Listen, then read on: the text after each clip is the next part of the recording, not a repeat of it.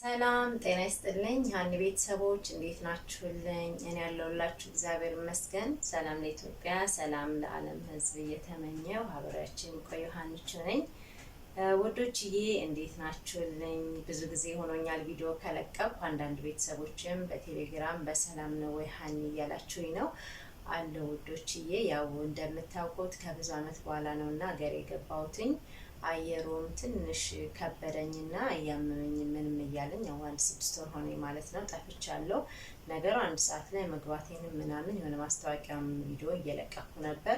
ከዛ በኋላ ትንሽ ያው እንደምታውቁት በረሃ ስለነበር የነበርንበት እኛ ኢትዮጵያ ደግሞ ትንሽ ቅዝቃዜ ሙቀት ይፈራረቃልና አየሩ ከባድ ነበር። ለዛ ነው የጠፋሁት ማለት ነው።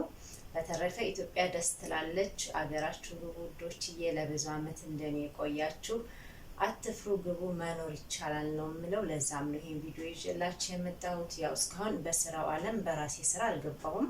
አንዳንድ ማስታወቂያዎች ግን ሰርቼላችሁ ነበር። ገዳምም ሄጄ ሱቅም ምናምን አንዳንድ እቃዎች ላይ ማስታወቂያ ሰርቼ ለቅቄላችሁ ነበር ቪዲዮ። አሁን ግን በራሴ ስራ መጥቻለሁ። እንዴት ነው ስራው? እንዴት ቤት ተከራየሽ? እንዴት ነው በቃ ሁሉ ነገር ለምትሉኝ ያው ስራ ቦታ ያጋ ሆኜ ቪዲዮ ሰራላችኋለሁኝ። አዲስ ሆናችሁ ሰብስክራይብ ያደረጋችሁ ከኔ ጋር ሆኑ ማለት ነው። ሼርም አድርጉልኝ ቪዲዮ የተደራሽነት እንዲኖረው። ያው አብረን እየተደጋገፈን እናድጋለን ሁላችንም ብዬ አስባለሁ። እናንተም በስደቱ ናችሁ ብዙ ጊዜ አገራችሁን ለመግባት የምትፈሩ ልጆች እንደኔ ማለት ነው።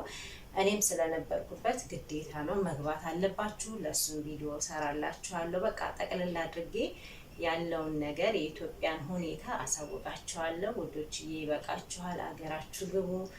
ባለው ነገር መስራት ይቻላል ነው የምላችሁ። በቃ ምን ብዬ ልንገራችሁ? ስለማውቀው ነው። ብዙ ጊዜ እኔ እየፈራሁኝ አገሬ ለመግባት ቆይቻለሁ።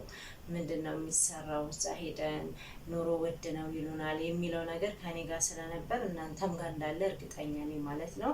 ለሱ ደግሞ መፍትሄ ያለኝ ብዙ ነገር፣ እሱን ቪዲዮ ሰራላችኋለሁኝ።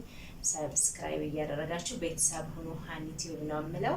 በቀጣይ ቪዲዮ እንገናኛለን ወዶችዬ። ሰላም ለኢትዮጵያ፣ ሰላም ለዓለም ሕዝብ እየተመኘው ሁላችሁም ያላችሁበት ቸር ሰንብቱልኝ።